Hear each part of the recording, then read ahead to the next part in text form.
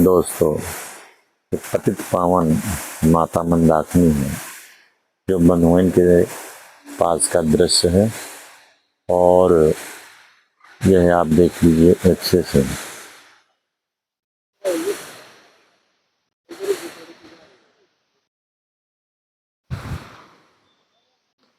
अब इसके बाद हम चलेंगे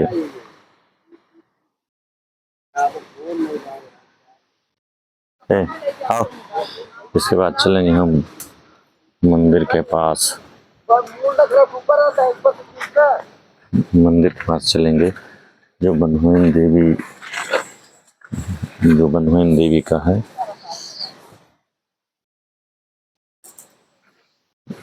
जो बनवाइन देवी का है, इसमें आपको मैं बताऊंगा कि करबी में जो करबी के महाराजा थे, इनको मारने के लिए बाहर से किसी देवता को भेजा गया था।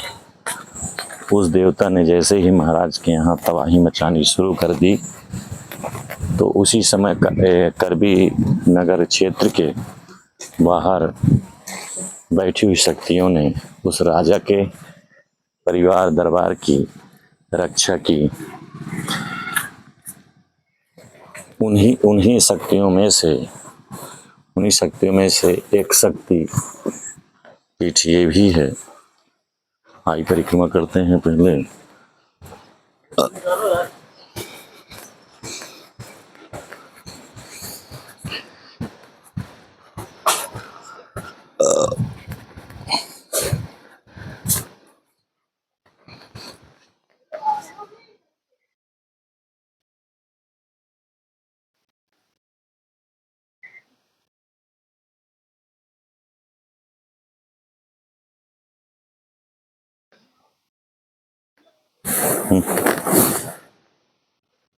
उन्हीं शक्ति पीठों में से एक ये भी स्थान है।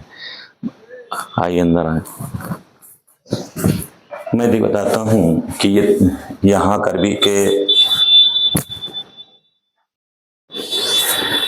के चारों दिशाओं में महाशक्तियां बैठी हुई थीं, जिन्होंने उस देव को पकड़ लिया था और उससे पूछा था कि यहाँ किसने भेजा, तो उसने बताया था कि शत्रुओं ने भेजा था। और इसके बाद उन्होंने वापस उसी राजा के पास भेज दिया और जाकर उसका पूरा वंश नाश करके चला आया। लौटते वक्त फिर वो वापस यहीं आ गया और पूछने पर कि अब मेरा क्या होगा, कोई मुझे पूजने वाला बच्चा नहीं।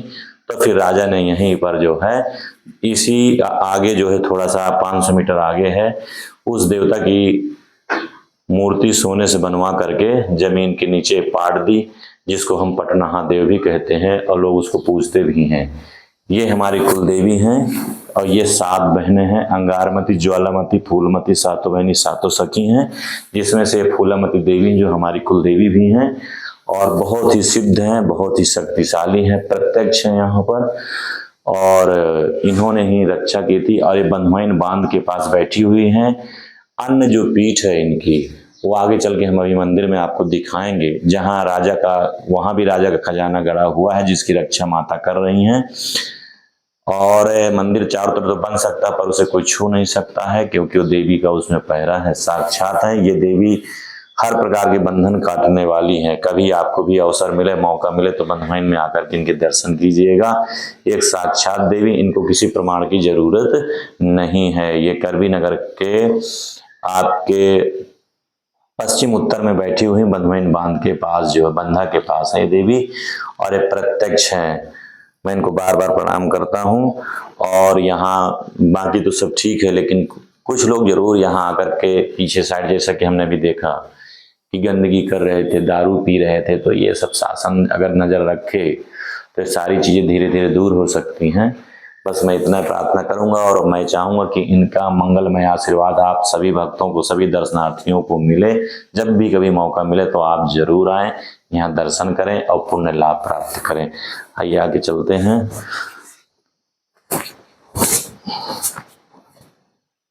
भाई बगल में चलते हैं, भगवान शंकर भगवान का मंदिर है।